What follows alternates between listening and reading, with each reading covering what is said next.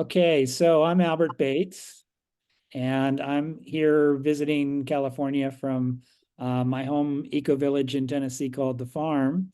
And the story goes back to 1972 when I left law school, hiked the Appalachian Trail from north to south, and decided when I was in Tennessee I should go visit this place called The Farm, which was just getting started at that point. It was 320 hippies who had come on school buses from San Francisco and had settled onto 750 acres of land, which had been a cattle farm.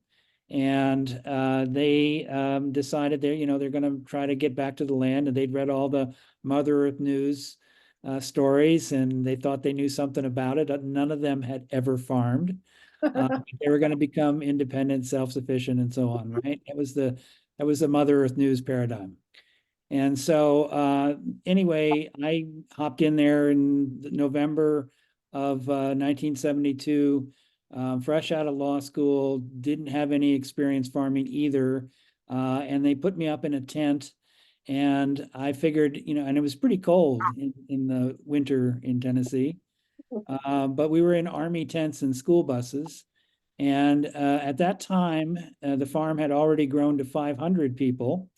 And that first winter was called Wheatberry Winter because they were reduced to boiling wheat to make into cereals and things.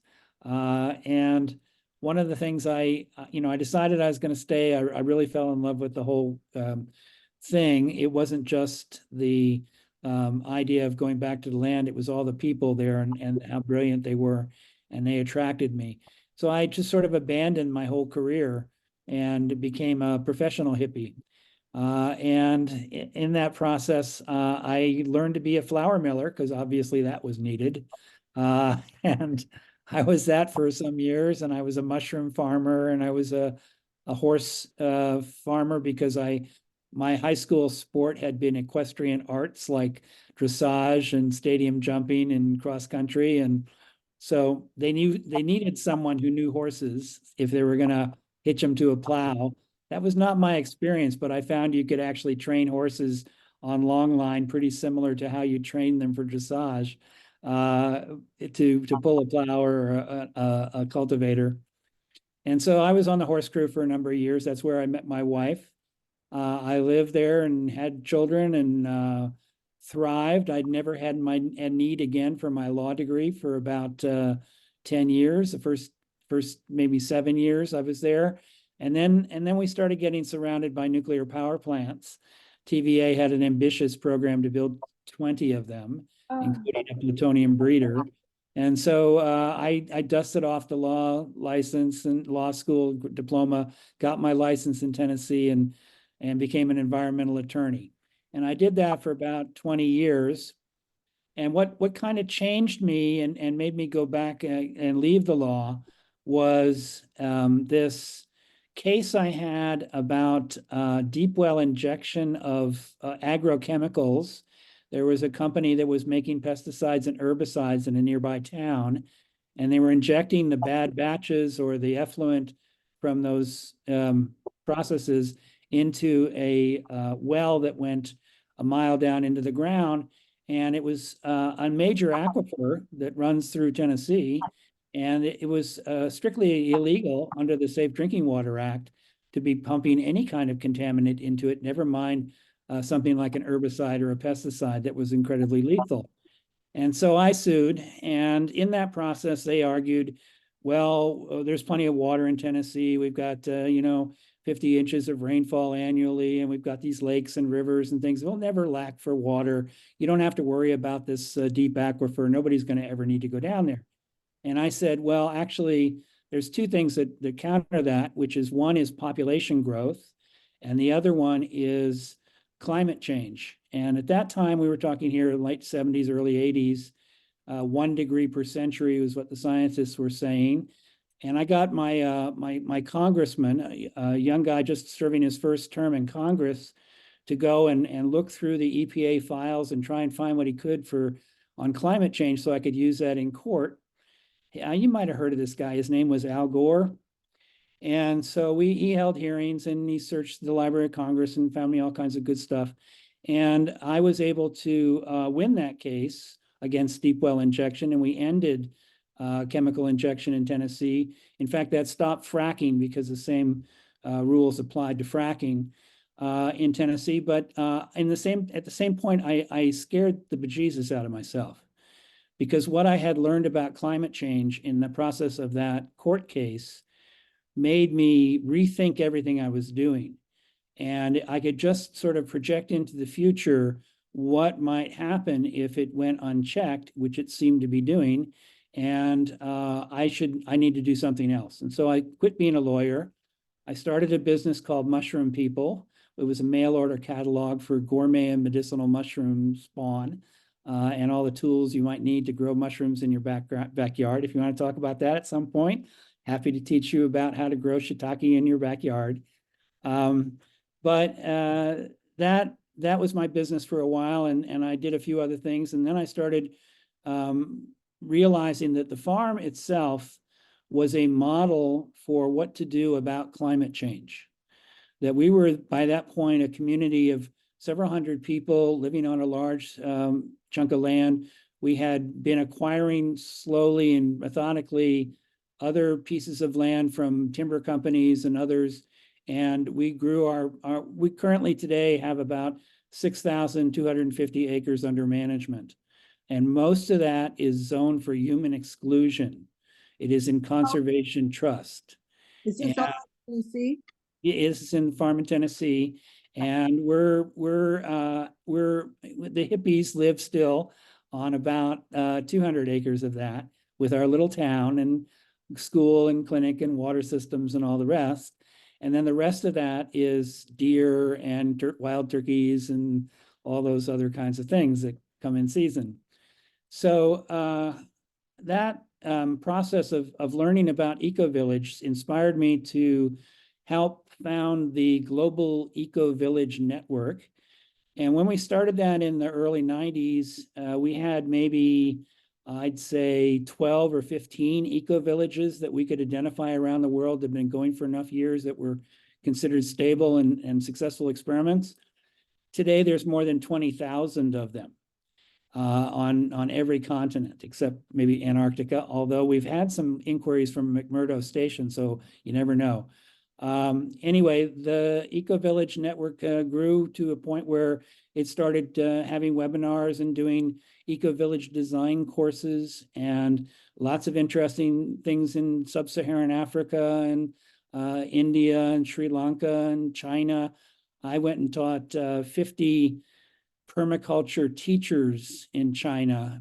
Prior to my coming there, they had to get their teachers from Australia or some other place to come teach permaculture in China. But now there are 50 indigenous Chinese permaculture teachers in Tibet and Mongolia and all over mainland China.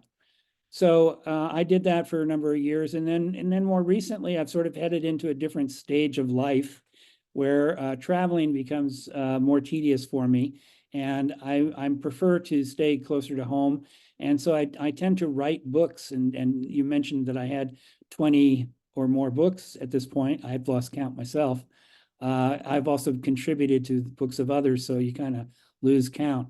But I've been sort of saying, let this information, let this knowledge that I've gained over 77 years not die with me. Let me spread it around. And so that's why I love talking to groups like you all and writing books and articles and things like that.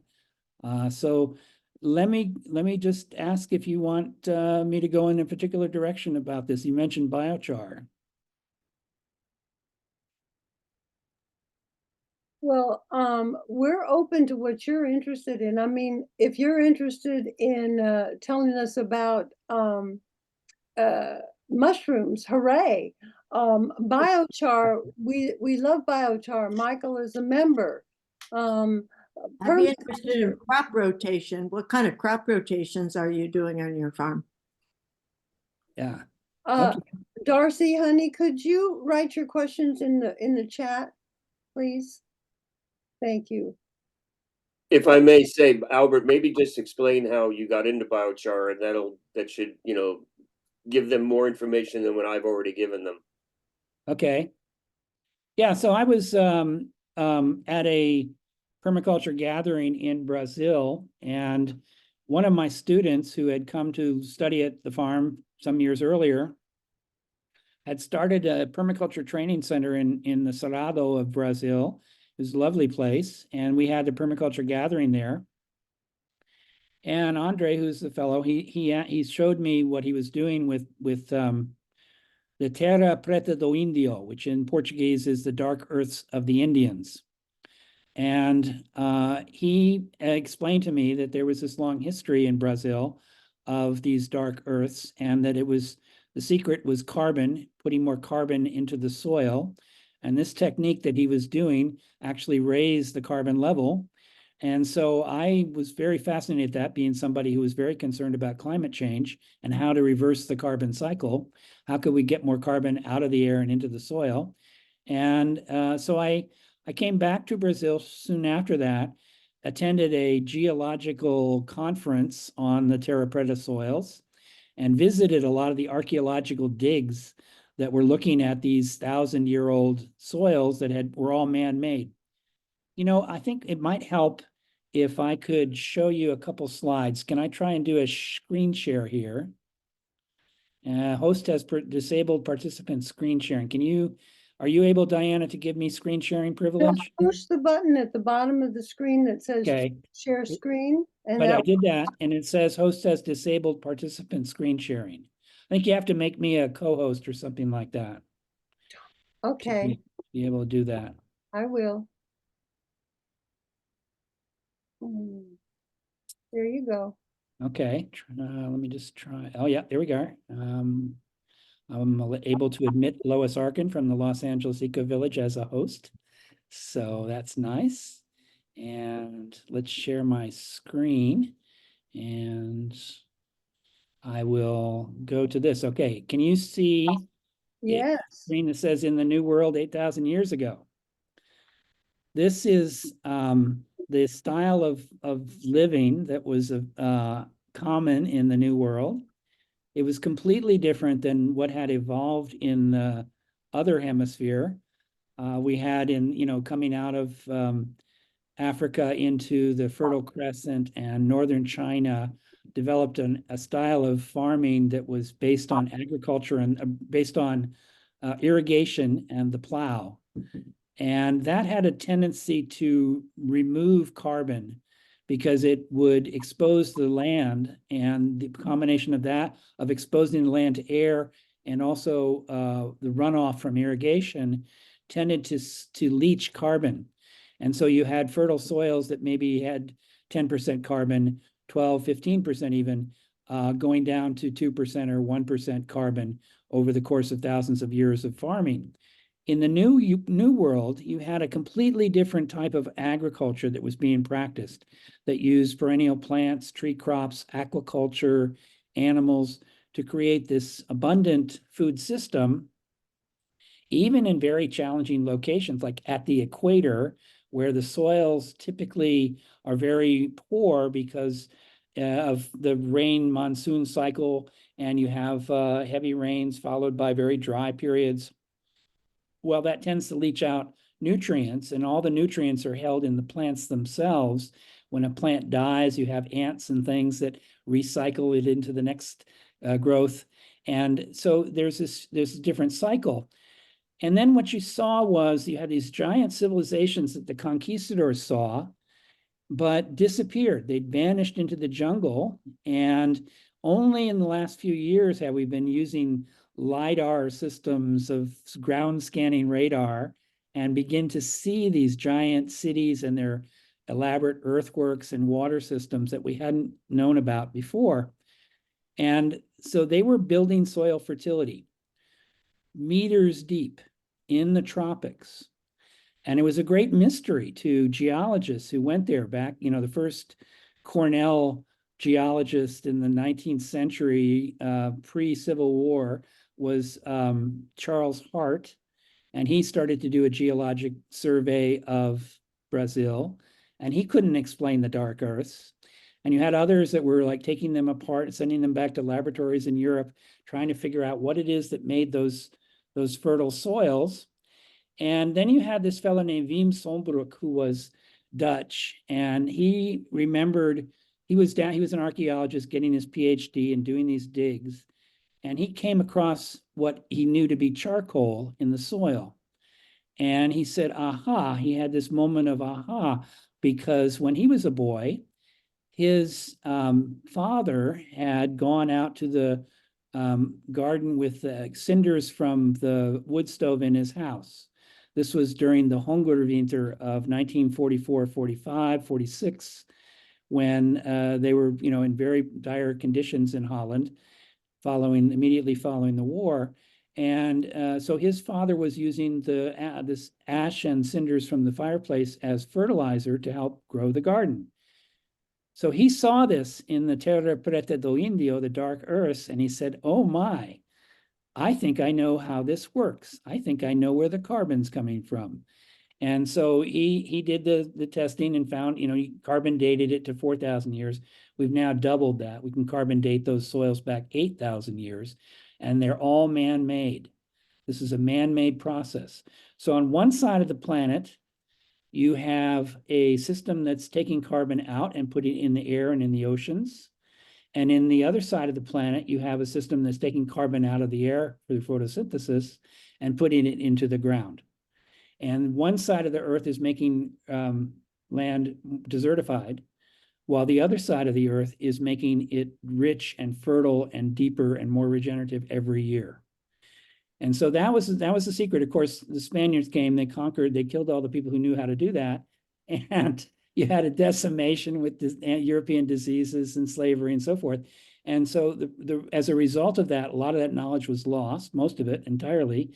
And so then you have to have scientists now who can sort of study the soil and recover the knowledge. But at the same time, these soils are being bagged up and sold in Walmarts rather than replicating the process that built them. So that's kind of the Western way.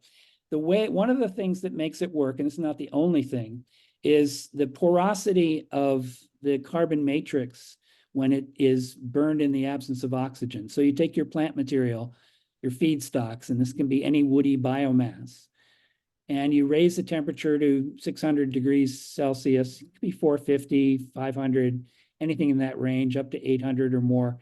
And you get it to give off all of the chemical compounds that can volatilize into a gas at those temperatures.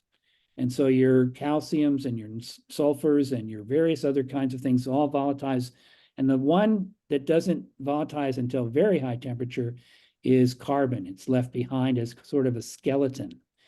And so if you look at biochar under a microscope, and I'll distinguish biochar from charcoal in a minute. If you look at it under a microscope, what you see is the original pores of the plant, the vascular structure of the plant. But then if you look down closer, you see holes on the sides of the big macropores. And if you get down even tighter, you can see pores on the walls of those pores.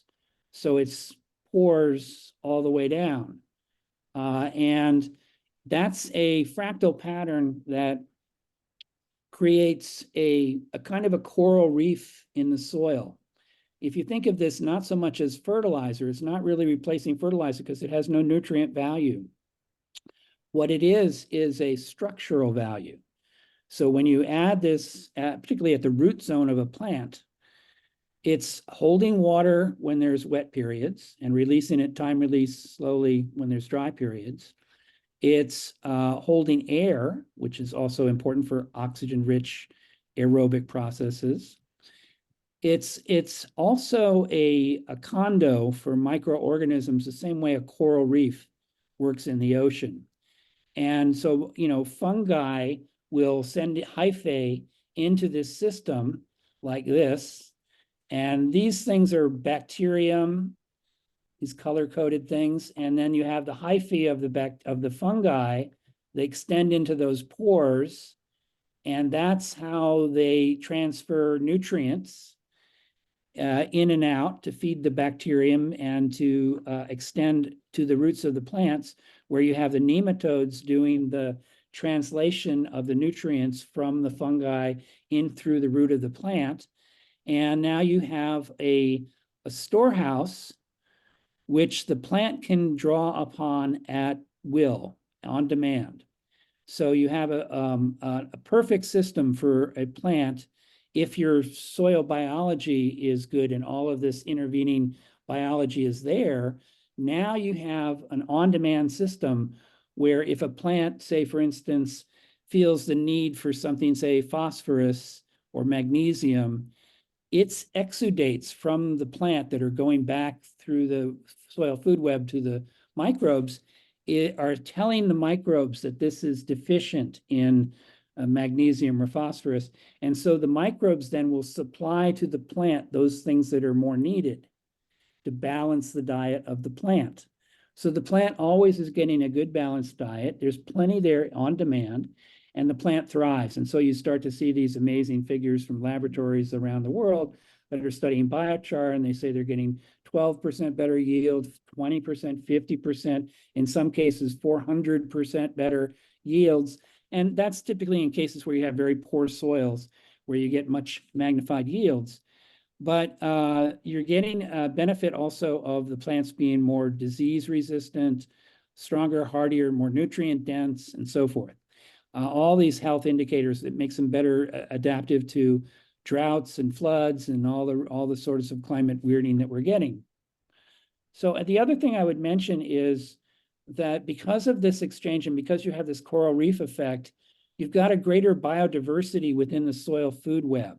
So soon after adding biochar, what you see is a fan effect of new microorganisms, different kinds of bacteria, different kinds of fungi, so that there's a great dispersion of soil life because of the availability of this soil food web and the mutuality and reciprocity and all of that.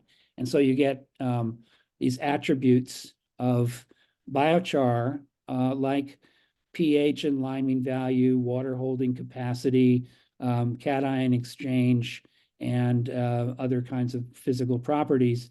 You get just an amazing payback for all of that. And so, that's really the thing about biochar. And I said I would tell you what the difference was with charcoal.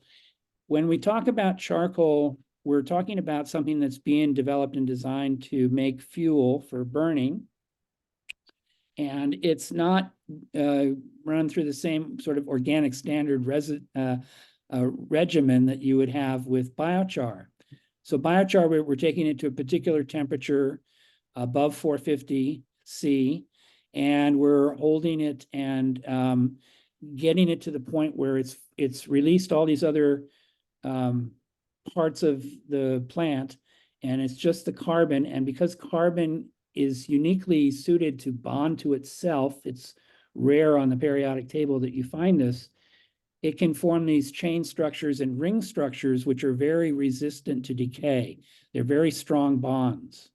And so a soil microbe coming and encountering biochar in the soil, it might take a chew on it, but it's going to break some teeth because it's just such a strong bond that it can't really digest that. And so that's why you have this longevity. And some scientists are now calling biochar the name, a mineral name. They call it inertinite because it actually has maybe 100 million years of soil life before it is gone. And in most cases, we talk more in terms of hundreds of years or thousands of years, but that's enough when you're talking about reversing climate change, because now you're taking carbon from the sky and from the ocean, and it's taken up through plant by photosynthesis. The plant matter, when it's time to decay, instead of being left in a heap to go to methane in the atmosphere or carbon dioxide or burned to become carbon dioxide and smoke, you instead put it through a pyrolysis kiln. In the absence of oxygen, it becomes biochar, and then that can go back to the soil to be this structure which gives you amazing yield and resiliency and so forth. That's the really the central biochar story, and it was discovered thousands and thousands of years ago by indigenous peoples whose names we do not know, but we should not forget because they had this amazing invention that should revolutionize the world. There are some questions in chat Mhm. that you might look at. Um, like, let's see, do you know anything about the California carbon market and how landfill avoidance credits work? No, I don't.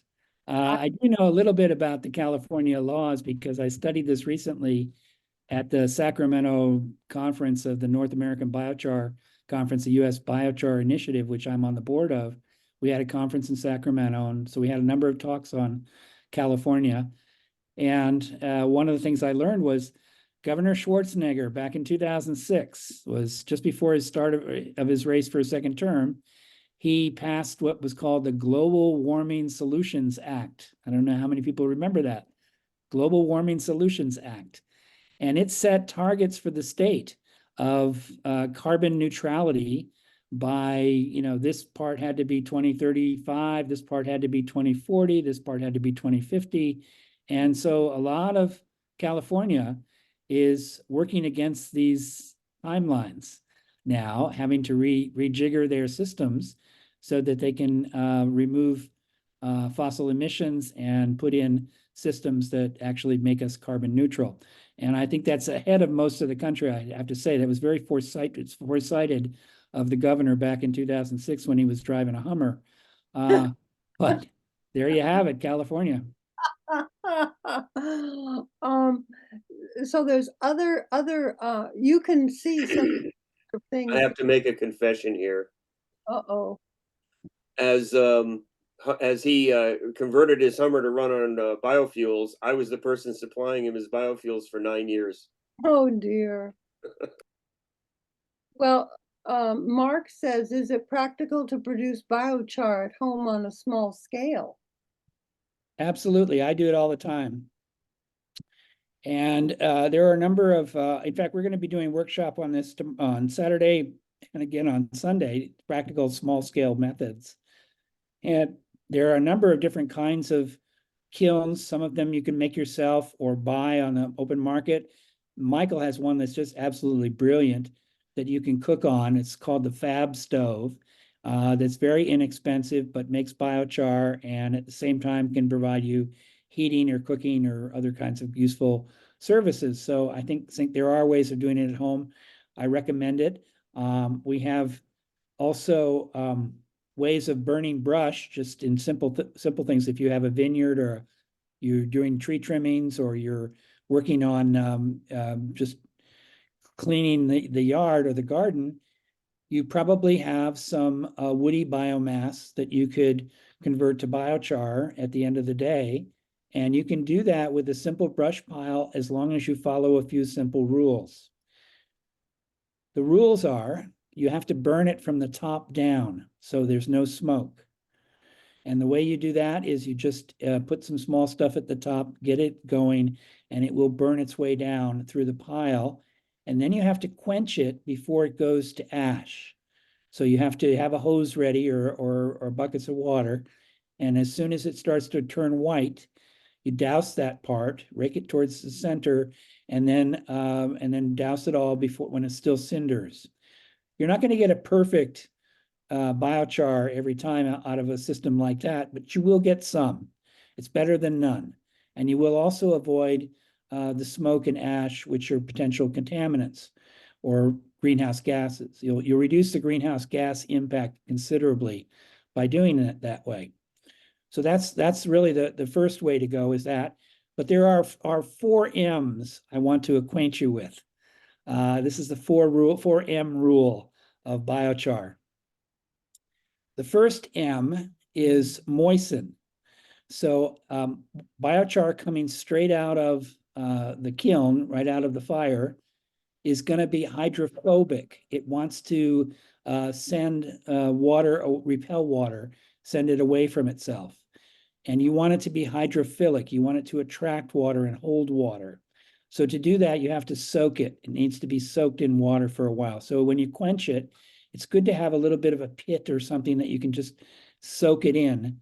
And just as a tip, incidentally, if you happen to save urine or have animals that have urine, if you quench with urine, you get a 30% better yield in your garden. That's just the studies that have been done.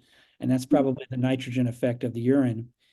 But then you have the second M, moisten, and then micronize, and that means reduce the size from chunky, like charcoal, down to fine, like powder or sand.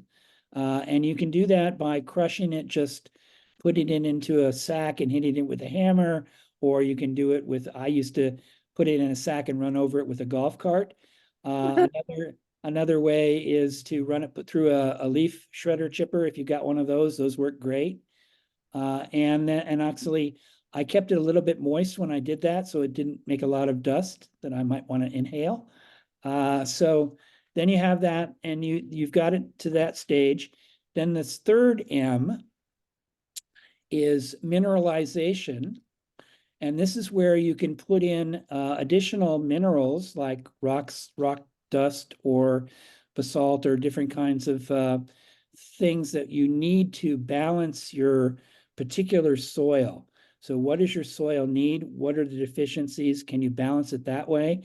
This is also eventually going to be the food for the microbes. So you want to give the microbes a balanced diet. And by putting in the mineralization, you do that. And then the fourth and final M is microbialization.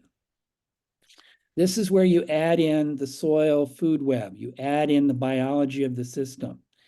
And so you want to have a good balance of aerobic bacteria and other microbes that are aerobic in nature.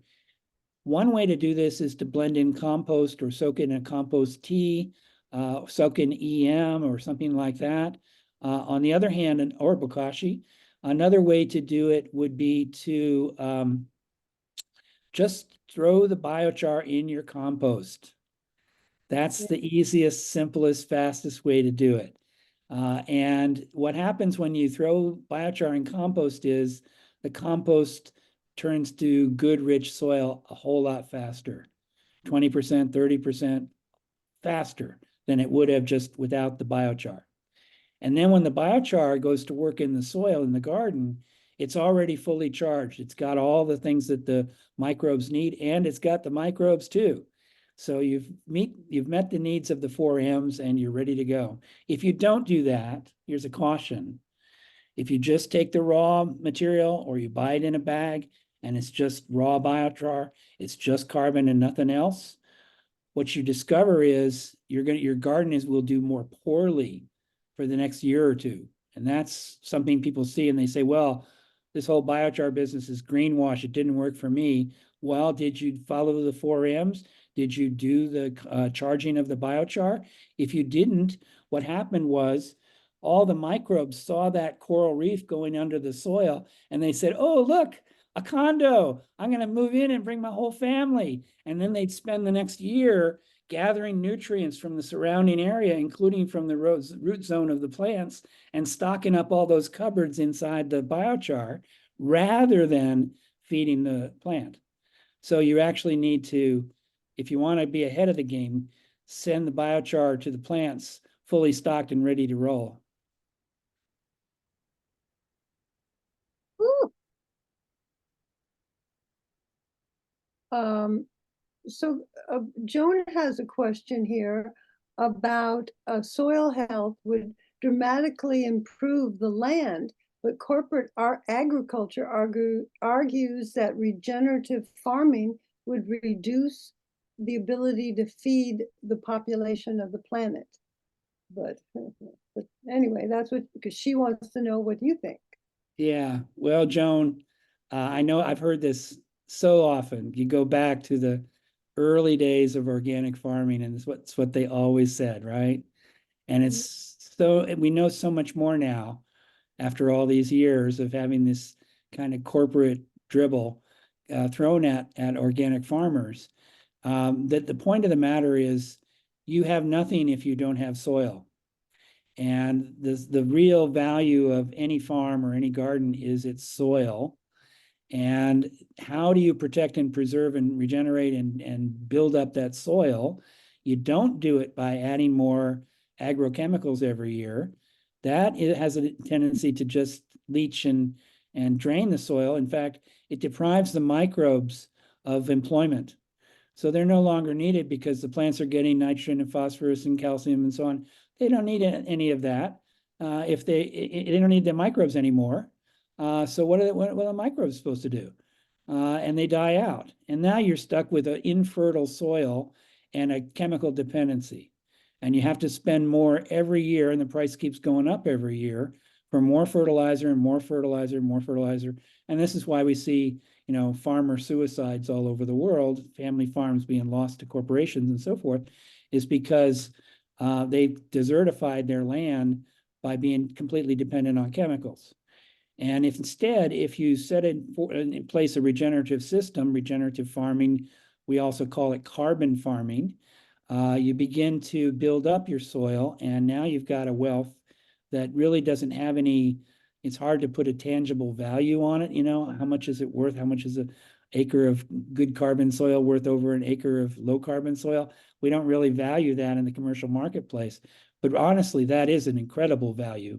And if you completely deplete and mine a soil of all of its nutrient value, all of its deep, dark, rich black earth, and leave it as a sandpaper colored landscape, you've got nothing. It's no wealth anymore, because you're going to have to, the only way you're going to grow anything there is to grow in a chemical environment. Well, what do you have to say about permaculture, Albert? Where do I begin? Yeah. Permaculture is the lazy man's gardening. So the Yeah. idea is you want to set in motion an ecosystem, and you are the designer of that ecosystem. Your first goal is to observe the existing patterns in that landscape, and then adapt and design a system that would go well with that landscape, supplying its needs, taking advantages of what it has in abundance, redressing its scarcities, but doing it in ways that will do that on its own eventually, doesn't need you after some point. And so we'd say in permaculture, the designer becomes the recliner. And it's perennial plants that are doing the work, and landscapes that need very minimal maintenance, only certain times a year. Maybe go out in the spring and do some transplanting and so forth, and pruning and whatnot. And then in the fall, you're doing harvesting. But for the most part, it's taking the water and the sunlight and making magnificence for you.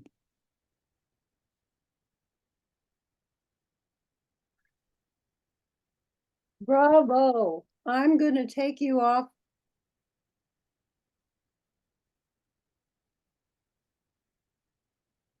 So we do permaculture courses from time to time.